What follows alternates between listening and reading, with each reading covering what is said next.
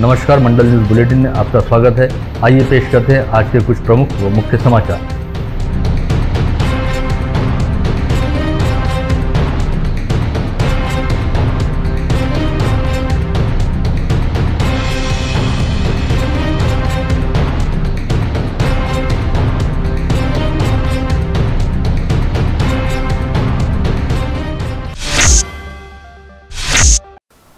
जिले में गत वर्ष कोविड संक्रमण की महामारी फैलने के साथ ही सरकारी एवं निजी जीवन बीमा व सामान्य बीमा कंपनियों द्वारा भारतीय बीमा नियामक आयोग के दिशा निर्देश पर लोगों को कोविड संक्रमित होने की स्थिति में आर्थिक सुरक्षा कवच देने हेतु बीमा पॉलिसियां शुरू की गई, जिसके तहत प्रमुख रूप से कोरोना रक्षक व कोरोना कवच नामक 2 पॉलिसियां सरकारी सहित कुल 29 निजी बीमा कंपनियों द्वारा बेची गई। एक अनुमान के मुताबिक बीते 1 वर्ष के दौरान इन बीमा कंपनियों द्वारा अमरावती जिले में करीब 2.5 लाख लोगों को बीमा पॉलिसियां बेची गई, जिनमें से लगभग 6,000 से अधिक लोगों द्वारा कोविड संक्रमित होने के बाद बीमा पॉलिसी का लाभ पाने हेतु क्लेम किया गया। इसमें से अब तक करीब 3,000 लोगों को उनकी बीमा राशि का क्लेम अदा किया जा चुका है। वहीं अन्य क्लेम को लेकर संबंधित बीमा कंपनियों द्वारा इन दिनों जांच पड़ताल की जा रही है। पता चला है कि सर्वाधिक क्लेम कोरोना रक्षक बीमा पॉलिसी को लेकर किए गए, जो व्यक्तिगत तौर पर दी जाने वाली बीमा पॉलिसी थी। वहीं कोरोना कवच नामक बीमा पॉलिसी के तहत पूरे परिवार को बीमा कवर के तहत सुरक्षा कवच दिया गया था। इस बीमा पॉलिसी में अपेक्षाकृत तौर पर काफी कम क्लेम आए हैं। विगत 22 मार्च को मनपा में वर्ष 2021-2022 के बजट पर चर्चा करने हेतु तथा बजट को मंजूरी देने हेतु आम सभा बुलाई गई थी, जिसमें 925 करोड़ 94 लाख रुपए के बजट को पेश किया गया। इस बजट के तहत आर्थिक वर्ष 2021-2022 में 582 करोड़ 70 लाख रुपयों की आय अपेक्षित करते हुए 612 करोड़ 51 लाख रुपयों का खर्च प्रस्तावित किया गया और वर्ष के अंत में 313 करोड़ 82 लाख रुपए शेष रहने का अनुमान व्यक्त किया गया था। इस बजट को लेकर मनपा के सदन में सत्ता पक्ष व विपक्ष के बीच अच्छी खासी गहमागहमी देखी गई थी, लेकिन विपक्ष का ध्यान इस बात की ओर गया ही नहीं कि 612 करोड़ 51 लाख रुपए के खर्च में करीब 5.5 करोड़ रुपए के खर्च का प्रावधान मनपा के आगामी आम चुनाव हेतु किया गया है। इस मुद्दे को लेकर बजट सभा में एक बार भी कोई चर्चा नहीं की गई। ऐसे में इसका एक मतलब यह भी निकाला जा सकता है कि विपक्ष द्वारा आगामी वर्ष में होने जा रहे मनपा आम चुनाव को लेकर 5.5 करोड़ रुपए के खर्च के प्रावधान को मूक तौर पर अपनी सहमति प्रदान की गई है। स्थानीय बडनेरा रोड पर नवाथे चौक के निकट मनपा की मिल्कियत वाली खाली पड़ी जमीन पर मनपा द्वारा भव्य मल्टीप्लेक्स बनाए जाने का नियोजन किया गया है, जिसका प्राथमिक प्रारूप मनपा के सहायक संचालक नगर रचना विभाग द्वारा काफी पहले तैयार किया जा चुका है। साथ ही मनपा इस व्यापारिक संकुल को भव्य दिव्य तरीके से बनाना चाहती है। ऐसे में प्रोजेक्ट मैनेजमेंट कंसल्टेंसी हेतु विशेषज्ञ कंपनियों को आमंत्रित किया जा रहा है। हालांकि इससे पहले 3 बार इस हेतु निविदा प्रक्रिया पूर्ण की गई, लेकिन तीसरी बार निविदा प्रक्रिया में पात्र रहने वाली 2 कंपनियों के साथ कुछ तकनीकी दिक्कतों के चलते बात नहीं बन पाई। ऐसे में अब मनपा द्वारा प्रोजेक्ट मैनेजमेंट कंसल्टेंसी हेतु नए सिरे से निविदा प्रक्रिया शुरू की जा रही है। मनपा प्रशासन द्वारा लगातार चौथी बार प्रोजेक्ट मैनेजमेंट कंसल्टेंसी हेतु शॉर्ट टेंडर नोटिस जारी की जा रही है। मनपा सूत्रों के मुताबिक इस प्रक्रिया को बहुत जल्द पूरा कर लिया जाएगा, जिसके बाद नवाते मल्टीप्लेक्स के प्रोजेक्ट मैनेजमेंट कंसल्टेंसी हेतु विशेषज्ञ कंपनी का चयन किया जाएगा। विदर्भ क्षेत्र की कुलस्वामिनी तथा अमरावती की ग्राम दैवत कही जाती श्री अंबा देवी का मंदिर शुक्रवार 2 अप्रैल से कोविड प्रतिबंधात्मक नियमों एवं प्रशासकीय निर्देशों का पालन करते हुए खोला जाएगा। ऐसे में अब रोजाना सुबह 7 से शाम 6 बजे तक भाविक श्रद्धालुओं द्वारा नियमों व शर्तों का पालन करते हुए श्री अंबा देवी के दर्शन किए जा सकेंगे। इस दौरान रोजाना सुबह 11:30 से अपराह्न 12 बजे तक आधे घंटे के लिए सैनिटाइजेशन हेतु मंदिर को बंद रखा जाएगा। ऐसी जानकारी देते हुए श्री अंबा देवी संस्थान के विश्वस्त मंडल द्वारा सभी भाविक श्रद्धालुओं से प्रशासकीय नियमों व शर्तों का पालन करते हुए अपनी आराध्य श्री अंबा देवी के दर्शन करने का आह्वान किया गया है। कोविड टीकाकरण अभियान के तीसरे चरण के तहत अब 45 वर्ष से अधिक आयु वाले सभी लोगों को कोविड प्रतिबंधात्मक वैक्सीन का टीका लगाया जाना शुरू किया गया है। इसके तहत अमरावती जिले में ही करीब 8,40,000 नागरिकों को कोविड प्रतिबंधात्मक टीका लगाया जाना है। इस हेतु प्रशासन एवं स्वास्थ्य महकमे द्वारा तमाम आवश्यक तैयारियां पूर्ण की जा चुकी हैं और गुरुवार 1 अप्रैल को सभी टीकाकरण केंद्रों पर वैक्सीन लगाने हेतु 45 वर्ष से अधिक आयु वाले नागरिकों की अच्छी खासी उपस्थिति देखी गई, जहाँ पर देर शाम तक कोविड वैक्सीनेशन का काम चल रहा था।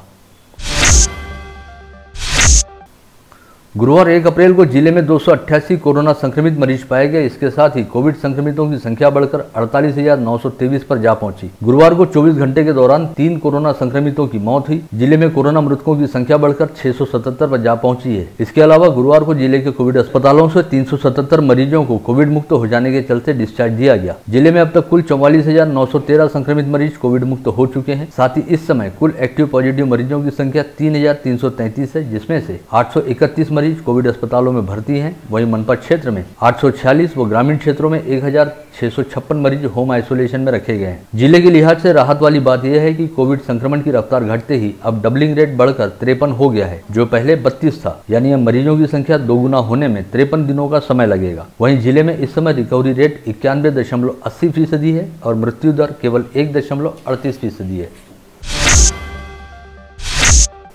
विगत फरवरी माह में जहां एक और कोविड संक्रमण की स्थिति अनियंत्रित होनी शुरू हुई, वहीं कोविड संक्रमण की वजह से होने वाली मौतों का आंकड़ा भी लगातार बढ़ना शुरू हुआ। यह सिलसिला मार्च माह में भी लगातार जारी रहा। बीते 1 वर्ष के दौरान अकेले मार्च माह में ही सर्वाधिक 153 कोविड संक्रमित मरीजों की मौत हुई। इसमें भी 50 वर्ष से अधिक आयु वाले मरीजों की मौत होने का प्रमाण सबसे अधिक रहा। ऐसे में कोविड संक्रमण को अधिक आयु गुट वाले मरीजों के लिए काफी हद तक खतरनाक माना जा सकता है। वहीं मौजूदा हालात को नियंत्रित करने हेतु प्रशासन द्वारा हर संभव प्रयास किए जा रहे हैं, लेकिन संक्रमण व मौतों का सिलसिला लगातार जारी रहने के चलते प्रशासन के माथे पर चिंता की लकीरें देखी जा रही हैं। विगत 2 माह से चले आ रहे विस्फोटक हालात का अंदाजा इस बात से ही लगाया जा सकता है कि जहां फरवरी माह में 13,063 नए संक्रमित मरीज पाए गए थे, वहीं मार्च माह में नए संक्रमित मरीजों की संख्या 13,518 रही। यानी फरवरी व मार्च माह के दौरान कोरोना संक्रमण की रफ्तार लगभग समसमान रही। साथ ही इस समय भी रोजाना सैकड़ों की तादाद में नए संक्रमित मरीज पाए जा रहे हैं और संक्रमितों का आंकड़ा बड़ी तेजी से 50,000 के स्तर की ओर आगे बढ़ रहा है। इस समय तक जिले में कुल 48,923 कोविड संक्रमित मरीज पाए जा चुके हैं। इन दिनों कुछ कोविड संक्रमित मरीजों में कोरोना के पुराने लक्षणों के साथ साथ निद्रानाश का भी लक्षण दिखाई देने लगा है। इसके अलावा मरीजों के मुंह में अधिकांश समय तेज नमकीन या खारा स्वाद रहता है, जिसकी वजह से मरीज त्रस्त हो चले हैं। साथ ही कई मरीजों के शरीर में विषाणु अब लंबे समय तक अपना अस्तित्व बनाए रहता है, ऐसी भी जानकारी सामने आई है। विशेषज्ञ डॉक्टरों के मुताबिक डबल म्यूटेशन होने की वजह से कोरोना वायरस के लक्षणों का इन दिनों रंग व ढंग बदल रहा है।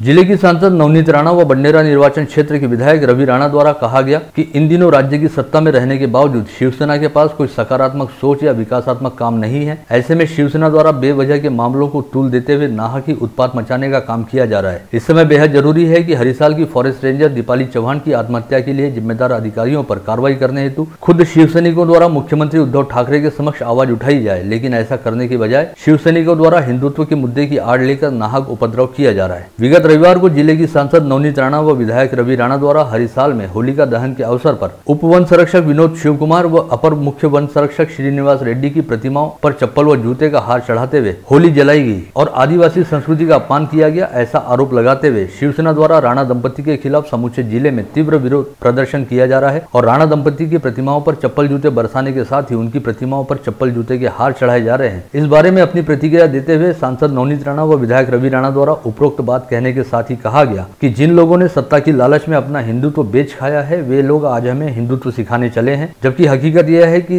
हिंदुत्व की रक्षा करने वाली शिवसेना बाला साहब ठाकरे के साथ ही खत्म हो गई और इस समय उद्धव सेना अस्तित्व में है, जो इन दिनों सत्ता की लाचारी में कांग्रेस सेना बन गई है। ऐसे में उन्हें कोई हक नहीं कि वे दूसरों को धर्म और संस्कृति का पाठ पढ़ाएं।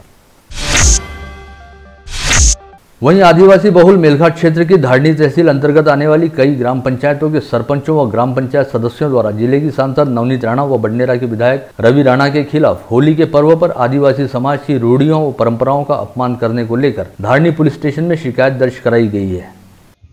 सध्या आदिवासींचा माझ्या हा एक पवित्र सणाचा उत्साह सुरू आहे।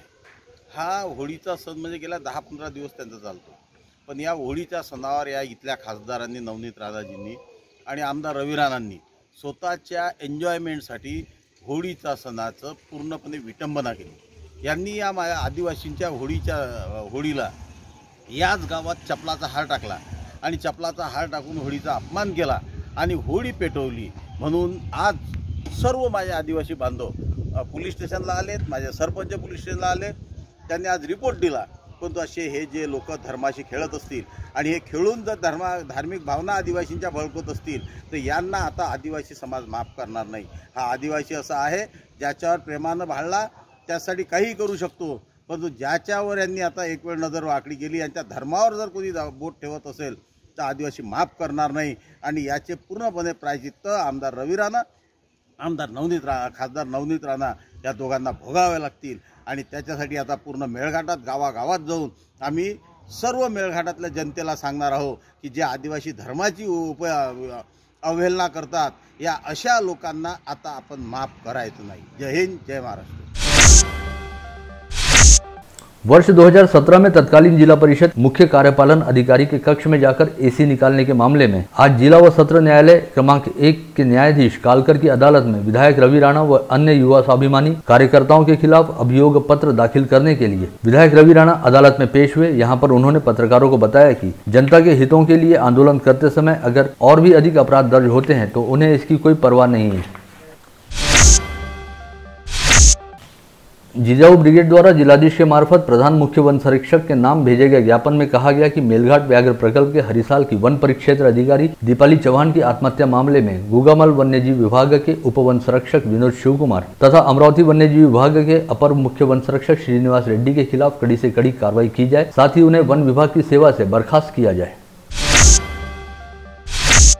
अमरावती महानगर पालिका के 5 जोन के सभापति यानी मिनी महापौर का कार्यकाल समाप्त होने के उपरांत संभागीय आयुक्त द्वारा आगामी 3 अप्रैल को चुनाव की तिथि तय किए जाने के संदर्भ में चुनावी कार्यक्रम की घोषणा की गई है। हरिसाल की वन परिक्षेत्र अधिकारी दीपाली चौहान की आत्महत्या के मामले में अपर मुख्य वन संरक्षक तथा मेलघाट व्याघ्र प्रकल्प के क्षेत्र संचालक श्रीनिवास रेड्डी ने अपनी संभावित गिरफ्तारी से बचने के लिए अचलपुर सत्र न्यायालय में गिरफ्तारी पूर्व जमानत के लिए गत रोज ही अर्जी दाखिल की है। रेड्डी ने अपने वकील दीपक वाधवानी की ओर से दर्ज की गई इस याचिका में न्यायालय से यह गुहार भी लगाई है कि दीपाली आत्महत्या केस में यदि पुलिस द्वारा उन्हें सह आरोपी बनाया जाता है और उनकी गिरफ्तारी की जाती है तो पुलिस को 3 दिन पहले रेड्डी को नोटिस देकर इस बारे में सूचित करना होगा कि पुलिस द्वारा उन्हें गिरफ्तार किया जा सकता है। एड वाधवानी के मुताबिक पत्रकार अर्नब गोस्वामी की अपील पर मुंबई हाई कोर्ट ने जो आदेश जारी किए थे उसके हवाले से इस तरह की अर्जी न्यायालय में दाखिल की गई है, जिस पर आगामी 3 अप्रैल को सुनवाई होगी। दीपाली चौहान की आत्महत्या की जांच इस समय उच्च स्तर पर की जा रही है। उन्होंने जिनके संदर्भ में जांच की मांग की थी ऐसे मामले बाहर निकालने पर उसके तार सीधे मेलघाट के वन तस्करों तक, विशेषकर बाघों की शिकार और सागौन तस्करी करने वालों तक पहुंचेगी। इस तरह का दावा वंचित बहुजन आघाड़ी के नेता प्रकाश आंबेडकर द्वारा किया गया है। सरकार द्वारा यदि इस दृष्टि से जाँच नहीं की जाती है तो 1 सप्ताह के भीतर वंचित बहुजन आघाड़ी द्वारा सच्चाई को सामने लाया जाएगा, ऐसा दावा भी उन्होंने किया। शिवसेना की महानगर शाखा द्वारा स्थानीय गांधी चौक पर गत रोज बड़े हर्षोल्लास के साथ तिथि अनुसार शिव जयंती का आयोजन किया गया। शिवसेना के महानगर प्रमुख पराग गुर्दे द्वारा आयोजित इस कार्यक्रम में शिवसेना की परंपरा अनुसार छत्रपति शिवाजी महाराज की प्रतिमा का पूजन किया गया। इस समय पूर्व सांसद अनंत गुड़े, पूर्व विधायक ज्ञानेश्वर धाने पाटिल, पूर्व महापौर व पार्षद विलास सिंगोले, शिवसेना के जिला प्रमुख राजेश वानखड़े व सुनील खराटे सहित कई शिवसेना पदाधिकारी, कार्यकर्ता एवं गणमान्य नागरिक उपस्थित थे। सभी उपस्थितों ने मास्क व सोशल डिस्टेंसिंग के नियमों का पालन करते हुए इस आयोजन में हिस्सा लिया। महाराष्ट्र नवनिर्माण सेना की ओर से प्रतिवर्ष बड़े हर्षोल्लास के साथ तिथिनुसार छत्रपति शिवाजी महाराज की जयंती मनाई जाती है, जिसके तहत शहर में एक भव्य दिव्य शोभा यात्रा का भी आयोजन किया जाता है। लेकिन इस बार कोविड संक्रमण के खतरे को देखते हुए मनसे के महानगर अध्यक्ष संतोष बद्रे ने इस वर्ष सादगीपूर्ण तरीके से शिव जयंती मनाने का निर्णय लिया, जिसके तहत महानगर में बडनेरा व नवाते स्थित शिवाजी महाराज की प्रतिमा का पूजन करते हुए अंबादेवी मैदान में छत्रपति शिवाजी महाराज की मूर्ति का राज्याभिषेक किया गया एवं जरूरतमंद महिलाओं को सिलाई मशीन का वितरण किया गया। National students union of India NSUI द्वारा मनपा आयुक्त को सौंपे गए ज्ञापन में कहा गया कि अमरावती महानगर पालिका की ओर से शहर में नए सिरे से ई टॉयलेट लगाए जा रहे हैं। ऐसे में वेलकम टी पॉइंट पर भी ई टॉयलेट लगाए जाने चाहिए, जहां से बाहर गांव आने जाने के लिए निजी लग्जरी बसों का आना जाना चलता है।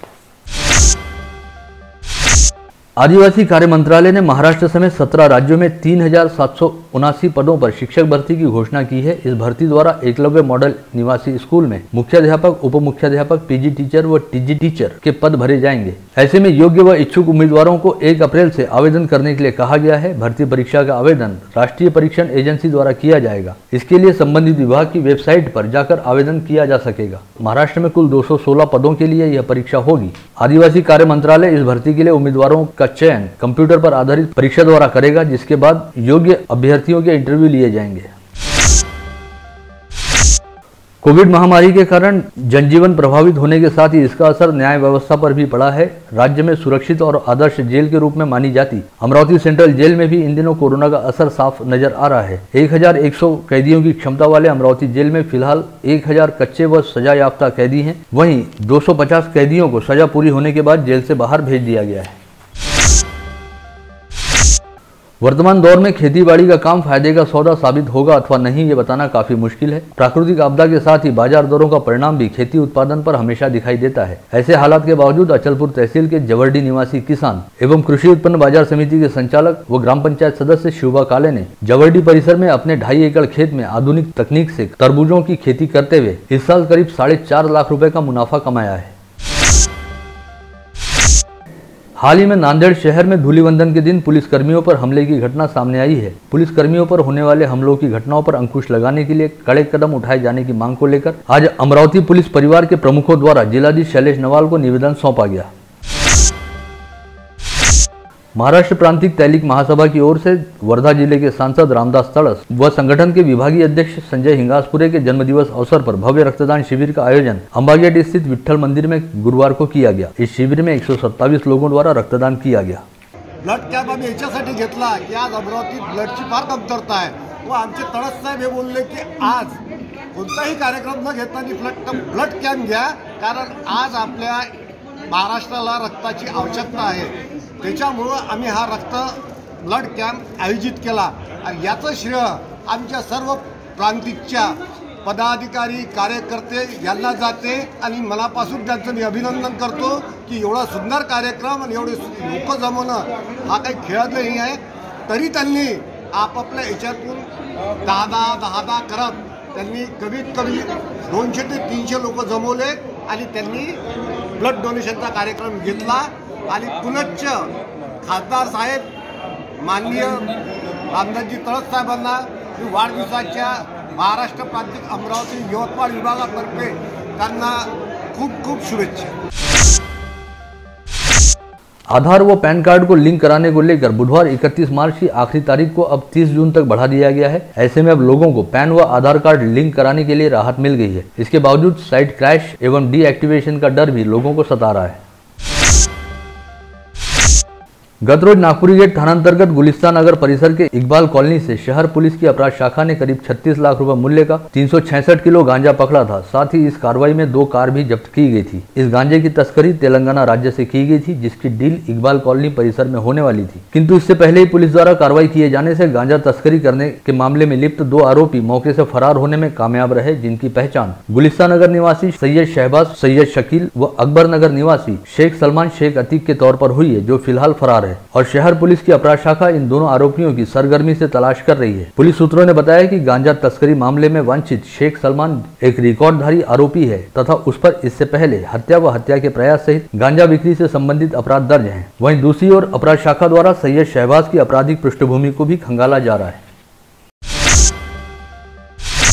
शहर पुलिस आयुक्त डॉक्टर आरती सिंह के विशेष पथक ने गाड़गेनगर थाना क्षेत्र में आने वाले गर्ल्स हाईस्कूल चौक पर सतीश जायसवाल को हिरासत में लेकर उसके पास से होंडा मोटरसाइकिल सहित विदेशी शराब की पेटी ऐसे कुल 75,060 रुपए का माल जब्त किया है। इसके अलावा अनिल खिराड़े के पास से पुलिस ने होंडा एक्टिवा व विदेशी शराब सहित 95,500 रुपए का माल जब्त किया। दोनों आरोपियों को गाड़गेनगर पुलिस के हवाले किया गया। वहीं राजापेट क्षेत्र में एक शराब विक्रेता को हिरासत में लिया गया और एक रेती से भरा ट्रक भी पकड़ा गया। करीब 1.5 माह पहले शहर के शारदा नगर परिसर से फिरौती के लिए 4 वर्षीय नयन मुकेश लुनिया नामक बच्चे का अपहरण करने के मामले में मुख्य अपहरणकर्ता टकलू उर्फ इसरार मुख्तार शेख और उसके साथी अज्जू उर्फ अयाज उस्मान शेख, यह दोनों कल रात गुजरात पुलिस द्वारा पकड़े गए हैं। गुजरात के वडसठ जिला अंतर्गत आने वाले उमरगा पुलिस ने वहां के एक व्यापारी का फिरौती के लिए अपहरण करने के मामले में टकलू उर्फ इसरार समेत उसके गिरोह के 8 सदस्यों को बीती शाम गिरफ्तार किया है। इस गिरफ्तारी की खबर का पता चलते ही राजापेट पुलिस के थानेदार मनीष ठाकरे ठाकरे ने उमरगा पुलिस से संपर्क करते हुए टकलू और अज्जू की शिनाख्त की, लेकिन फिलहाल ये दोनों गुजरात के व्यापारी के अपहरण की साजिश में पकड़े जाने के कारण पहले गुजरात पुलिस उनका पीसीआर लेकर पूछताछ करेगी और उसके बाद राजापेट पुलिस इन दोनों को प्रोड्यूस वारंट पर नयन लुनिया अपहरण मामले में जांच पड़ताल के लिए अपनी हिरासत में लेगी। पहले तलाक हो जाने की बात कहकर 30 वर्षीय महिला के साथ साजिश रचकर विवाह करने और उसके बाद उसके निर्वस्त्र फोटो निकालकर उस पर लगातार अत्याचार करने के मामले में आरोपी संदेश वाकपांजर समेत 6 लोगों के खिलाफ नांदगांव पेट पुलिस में अपराध दर्ज किया गया है। स्थानीय फ्रेजरपुरा पुलिस थाना क्षेत्र अंतर्गत श्यामनगर निवासी बंडू बाबाराव हिवसे नामक 60 वर्षीय वृद्ध ने अपने घर में जहर पीकर आत्महत्या कर ली। बंडू हिवसे की आत्महत्या के कारणों का पता नहीं चल पाया है। पुलिस ने आकस्मिक मौत के रूप में मामला दर्ज किया है। इसी के साथ आज का बुलेटिन यहीं समाप्त होता है। कल दोबारा आप सभी से मुलाकात होगी ऐसे ही कुछ खास खबरों को लेकर। तब तक के लिए नमस्कार।